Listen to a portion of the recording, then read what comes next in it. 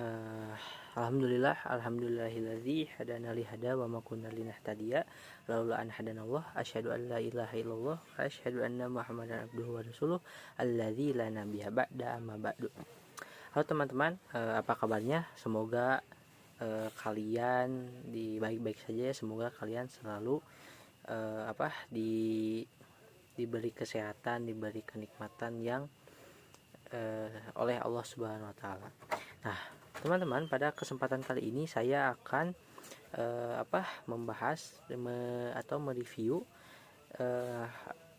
materi yang telah diberikan oleh para pemateri seminar internasional pada tanggal 16 Desember 2024 yang lalu, itu yang diselenggarakan di Muhammadiyah dengan judul Reshaping Islamic University for Inclusive and Competitive. Nah, bagaimana mungkin lalu bagaimana kelanjutan reviewnya? Mari kita simak berikut ini. Check it out. Hai. Nah, untuk resume materi pertama ini pematerinya itu dibawakan oleh Profesor Ismail Lutfi Jafakia. Nah, beliau ini membawa judul Transformasi Universitas Islam Wakaf berdasarkan asas Al-Quran, mengangkat 3 prinsip dasar kenabian. Nah, dalam pembahasannya itu beliau menyebutkan bahwa ada 3 asas Sasyah Islamiyah, yaitu yang pertama penyebaran ilmu yang bermanfaat, lalu yang kedua pembangunan insan yang soleh, lalu yang ketiga yaitu penegakan harta wakaf dan atau harta yang berkah gitu. Nah, 3 asas Sasyah Islamiyah ini tentunya akan sangat sulit gitu untuk kita terapkan dalam dunia pendidikan. Namun jikalau kita berhasil itu menerapkan 3 asas ini, ya maka insya Allah gitu dunia pendidikan kita pasti akan lebih berkembang dan juga lebih maju. Nah, 3 asas ini beliau ambil berdasarkan dalil dari Nabi yang diriwayatkan oleh Muslim, yaitu anak Adam yang meninggal dunia akan terputus 3 amalannya kecuali 3 perkara. Yang pertama yaitu sedekah jariyah, yang kedua yaitu ilmu yang bermanfaat, dan yang ketiga yaitu doa anak soleh. Nah, sedekah jariyah ini dalam bahasa fikih kita bisa mungkin terjemahkan ke dalam wakaf gitu, artinya ialah wakaf. Nah, pada zaman sekarang itu ramai sekali umat Islam yang menjadi pemimpin itu sangat lalai dalam menjalankan amalan ini, dalam menjalankan wakaf ini. Padahal wakaf ini itu bisa menjadi penunjang bagi terlaksananya ngajar mengajar atau pendidikan itu sendiri gitu. Tapi ya sangat disayangkan gitu kalau hal ini diremehkan gitu. Nah, jikalau penunjang kita sudah bisa dapatkan, maka ilmu yang bermanfaat tadi akan mudah gitu datangnya kepada diri kita. Nah, kalau misalkan ilmu sudah mudah untuk kita dapatkan, maka kita pasti akan lebih mudah gitu untuk mencetak generasi yang soleh atau waladun soleh. Nah, waladun soleh ini sering kali kita artikan hanya sebagai anak-anak yang soleh saja. Padahal waladun soleh ini mempunyai arti yang cukup luas. Nah, beliau mengatakan waladun soleh ini bisa diartikan sebagai pemimpin negara yang soleh. Nah, itulah yang dimakan waladun soleh. Nah, kalaulah negara itu dipimpin oleh waladun soleh, bukan oleh waladun soleh, maka negara itu pasti tidak akan menjadi negara yang bagus, negara yang ideal. Nah, tapi kalau ada waladun soleh tapi ilmu akhirat dan ilmu keduniaannya itu tidak ada dari dia, maka itu sama saja gitu, tidak akan menjadi negara yang ideal gitu. Nah, jikalau sudah ada waladun soleh yang memimpin, lalu kemudian ia menguasai berbagai ilmu akhirat maupun dunia, tapi jika tidak ada harta untuk menunjang penyelenggaraan pemerintahannya, maka itu sama saja gitu, kita tidak akan mencapai sebuah negara yang ideal. Maka ya memang ketiganya memang harus berhubungan gitu, saling beriringan. Nah, 3 syarat ini juga menjadi syarat pembangunan negara, pembangunan sosial, dan juga pembangunan masyarakat. Nah, setiap sekolah juga idealnya menerapkan 3 trias ini. Siswa itu harus diajarkan oleh ilmu yang bermanfaat. Nah, apa itu ilmu yang bermanfaat? Ilmu yang bermanfaat ini yang ialah ilmu yang datang dari Allah langsung, yaitu bisa kita sebut dengan ilmu wahyi. Nah, sumbernya dari mana? Nah, ilmu wahyi ini yaitu ya kurikulumnya Al-Quran dan As-Sunnah gitu.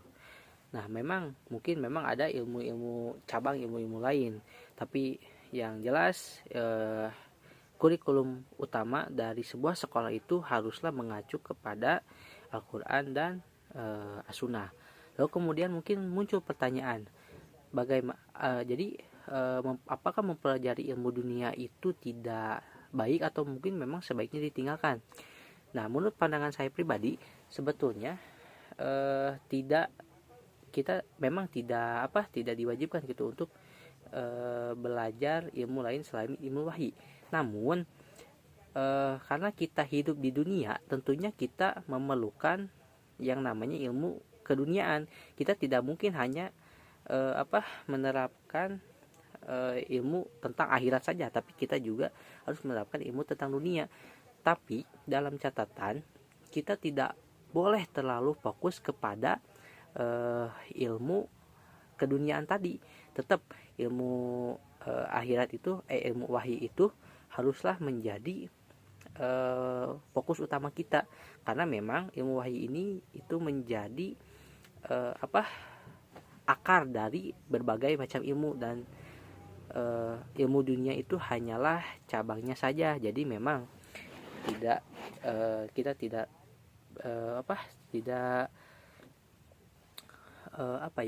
tidak usah terlalu fokus kepada ilmu tersebut gitu.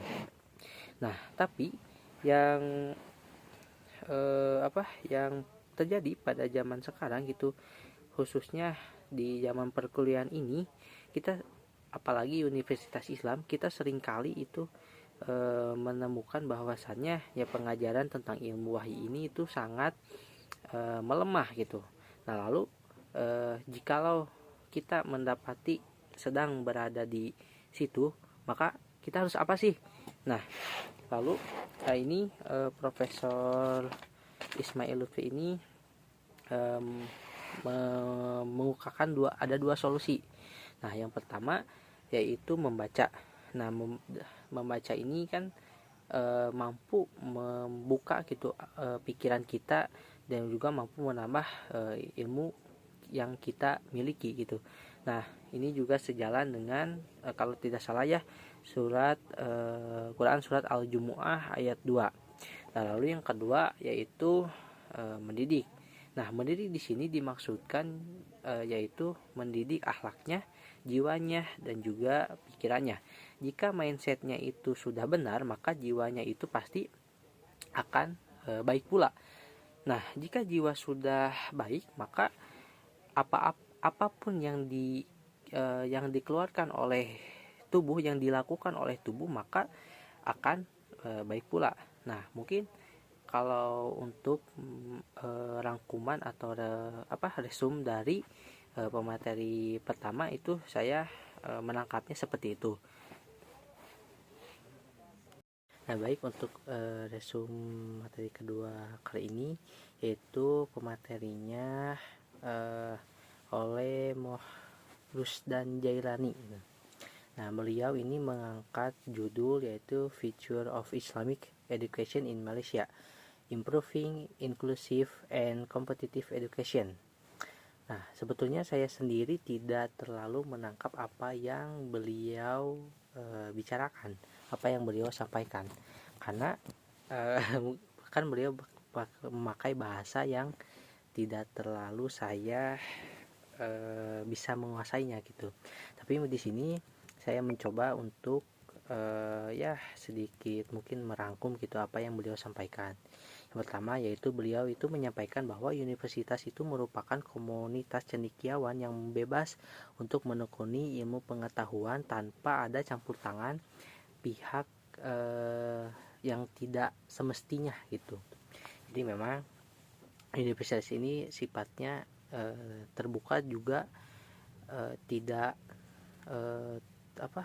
tidak boleh gitu adanya campur tangan dari apapun yang sifatnya itu mengganggu.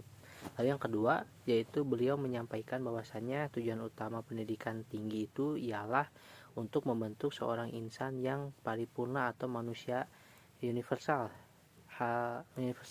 Hal ini juga menjadi penegasan bahwa seorang sarjana muslim itu haruslah itu menguasai berbagai macam ilmu, bukan hanya satu ilmu saja gitu. Nah, seperti itu. Lalu yang ketiga yaitu memahami filsafat pendidikan Islam sangatlah penting dalam membangun sistem pendidikan Islam yang berkualitas. Nah, filsafat pendidikan Islam ini juga memberikan kerangka berpikir gitu yang tentunya yang komprehensif dan juga yang berkualitas. Nah, tujuan pendidikan yang komprehensif tentang tujuan pendidikan, peran pendidikan dan juga karakter lulusan yang ideal.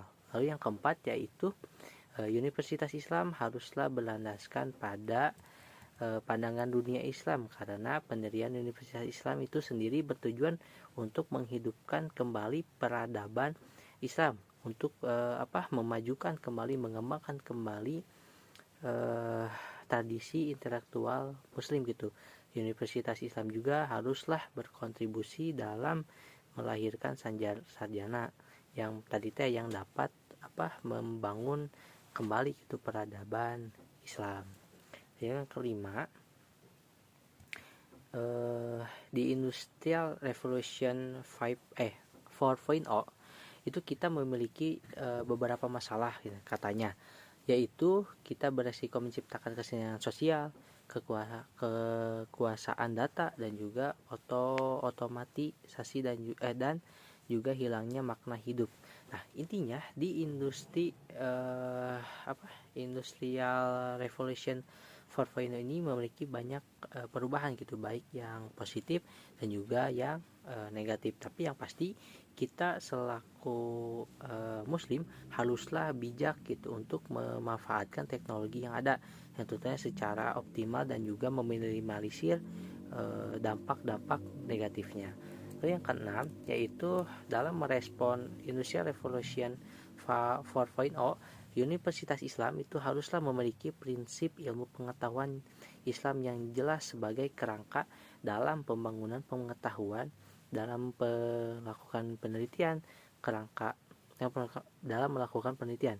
Kerangka kerja ini meliputi berbagai aspek seperti keyakinan terhadap keesaan Allah Subhanahu wa taala, hubungan manusia dengan alam, juga tujuan hidup. Nah, selain itu Universitas Islam juga haruslah memiliki pemahaman tentang filsafat teknologi, yaitu teknologi itu merupakan alat gitu.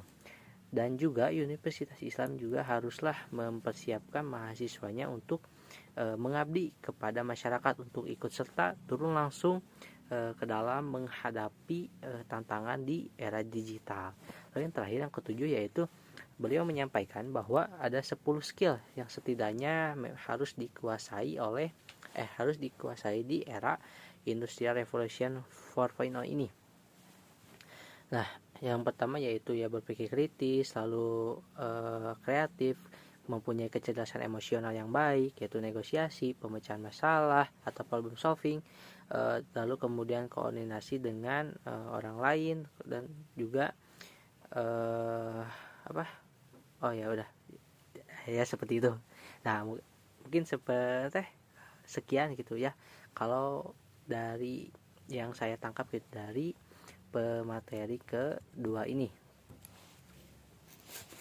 Baik, untuk rangkuman atau review dari pemateri yang terakhir, yaitu yang ketiga, itu dari Dr. Aceh Sumantri, SHI MAG. Nah, materi yang dibawakan oleh Dr. Aceh ini itu mengambil tema Renewal of Islamic Education, a Vision for the Future. Nah, yang bisa saya tangkap pada materi kali ini ialah dalam pembaharuan pendidikan Islam untuk mengajar misi masa depan gitu. Adapun hal-hal yang harus diubah, yaitu yang pertama itu kurikulum. Nah, kurikulum ini yaitu kurikulum yang digunakan gitu masihlah ketinggalan zaman gitu, dan terlalu fokus kepada menghafal saja, dan juga kurang adanya dorongan pemikiran kritis, dan salah satu penyebabnya ialah tidak adanya sesi tanya jawab atau sesi diskusi pada saat pembelajaran. Nah, lalu yang kedua yaitu teknologi. Nah, pada zaman sekarang teknologi sudahlah sangat maju, namun faktanya teknologi itu tidak bisa kita nikmati secara merata jadi secara merata gitu. Jadi memang akses terhadap teknologi ini cukup cukup susah gitu. Yang hasil itu menghambat para siswa dalam mengakses sumber belajar yang lebih baik. Lalu yang ketiga yaitu keterbukaan. Nah, pendidikan Islam sendiri yaitu kurang inklusif, nah, terutama bagi perempuan dan minoritas gitu. Nah, jadi memang pendidikan khususnya dulu ya itu sangat tertutup gitu, cuman satu arah gitu, seperti itu. Nah, lalu meskipun memang banyak sekali ada tantangannya, ada juga peluang Islamic education. Nah, salah satunya ialah dengan mendidik karakter dan moral generasi muda untuk memahami Islam secara kafah atau Islam secara keseluruhan gitu. Dan perlu ditekankan juga bahwasannya istilah pendidikan atau education dan belajar atau learning itu merupakan suatu hal yang berbeda gitu. Nah, pendidikan itu merupakan proses transfer pengembangan dan memajukan nilai-nilai, baik itu scientific values, academic values maupun human values. Nah, sedangkan learning itu kita hanya mentransfer skill saja, dan itu bersifat pribadi gitu. Jadi kalau proses pendidikan itu ya tadi ada adanya transfer ilmu, lalu kemudian adanya pengembangan, dan juga memajukan nilai-nilai ke manusiaan. Nah, lalu bagaimana strategi untuk menghadapi persoalan itu, terutamanya untuk mengintegrasikan modern dan tradisional. Kenapa sih harus modern dan tradisional itu harus diintegrasikan, harus disambungkan, harus direndengkan? Karena memang sejatinya kita tidak pernah bisa keluar dari yang namanya tradisi. Maka dari itu yang memang harus integrasikan. Nah, ini beliau menerangkan ada 5 setidaknya solusi utamanya, yaitu yang pertama preserving core values. Nah, ini yang maksudnya adalah kita haruslah melestarikan nilai-nilai keislaman yang tentunya orisinal, yang kita tidak dapat mengubah ke ajarannya gitu. Lalu namun memang ketika dalam implementasinya haruslah ada dinamisasinya supaya dapat diterima dengan baik oleh generasi saat ini maupun generasi yang akan mendatang. Nah, lalu yang kedua yaitu adapting to modern realities. Nah, kita juga harus bisa cepat untuk beradaptasi karena terjadinya perubahan yang sangat cepat gitu, sangat luar biasa. Lalu yang ketiga yaitu foresting critical thinking. Nah, itu bagaimana kita sebagai seorang muslim, khususnya sebagai seorang mahasiswa, untuk bisa menumbuhkan pemikiran-pemikiran kritis. Nah, salah satu caranya ialah bisa dengan membaca dan juga bisa dengan berdiskusi gitu. Nah, lalu yang keempat yaitu ada cultivating interfaith dialog. Nah, di era ini kita haruslah kolaboratif gitu. Kita harus saling melengkapi, saling mengisi satu sama lainnya. Ya meskipun memang kita itu berbeda suku, berbeda etnis dan budaya, juga agama, tapi kita tidak boleh ada partisi yang terlalu yang terlalu jauh gitu. Seperti itu. Lalu yang kelima yaitu empowering individuals. Nah, ketika kita mampu berada di tengah-tengah masalah dan menjadi problem solver untuk masalah tersebut, maka itu kita akan menjadikan diri kita itu sebagai sosok yang memberdayakan. Nah, pemateri juga menyampaikan ada 4 hal yang harus dilakukan oleh manusia dan umat muslim hari ini, yaitu yang pertama yaitu kita harus menegakkan kita harus menggerakkan, memperbaharui,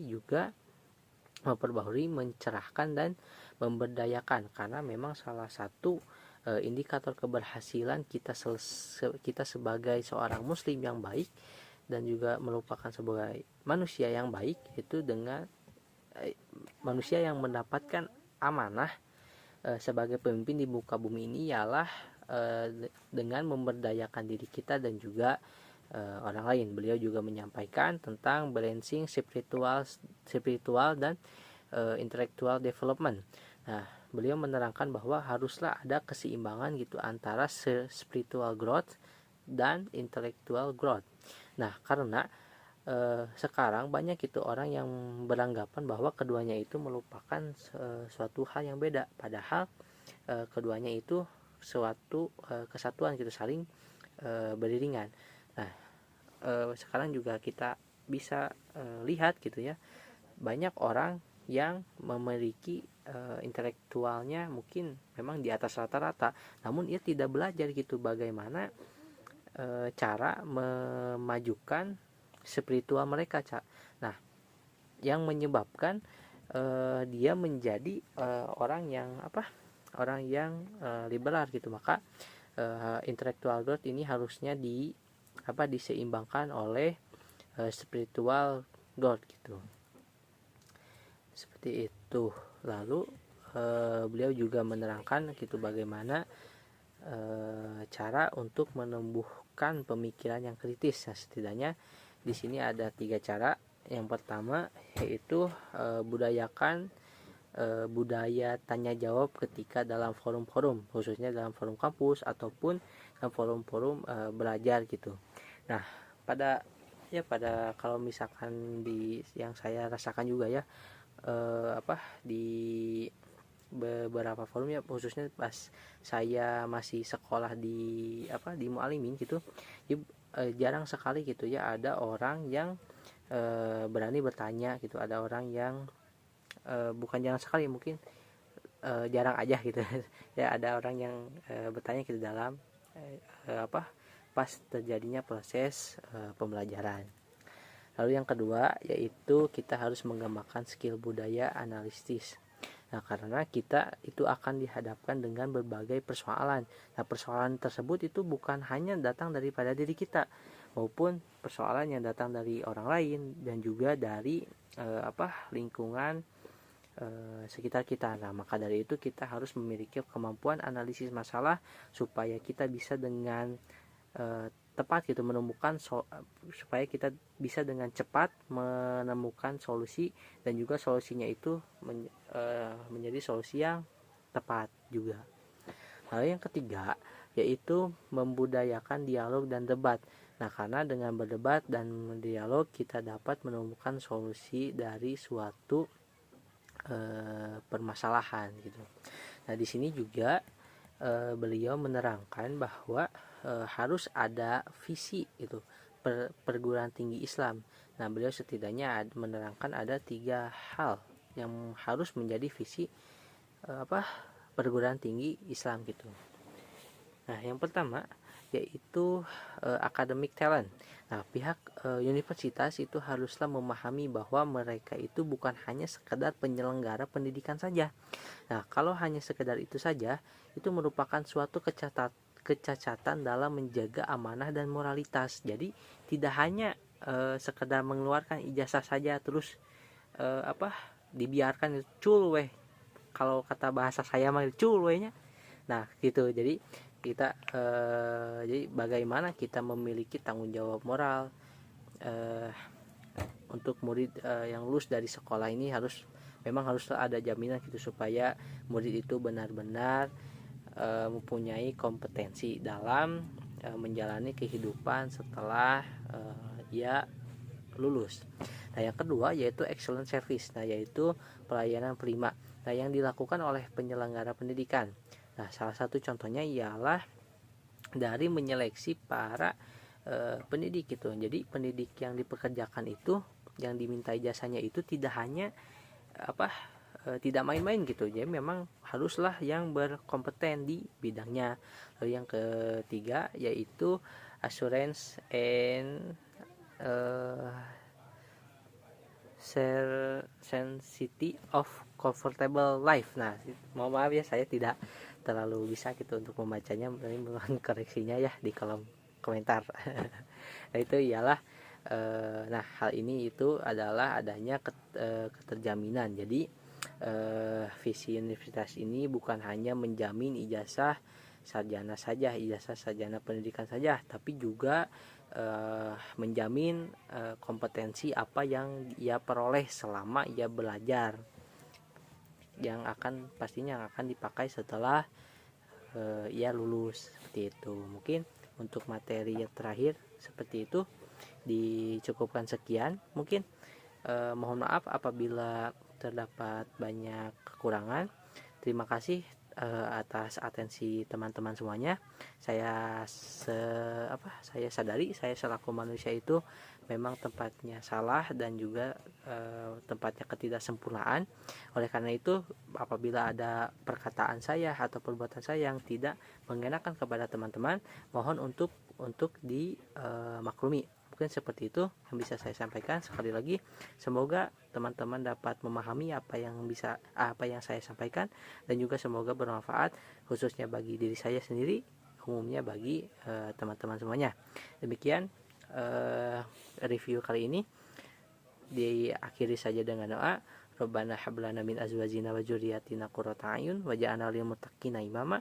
Rabbana atina fid dunya hasanah wa fil akhirati hasanah wa qina adzabannar. Aqulu qouli hadza wa astaghfirullah li wa lakum. Assalamualaikum warahmatullahi wabarakatuh. See you and next tugas.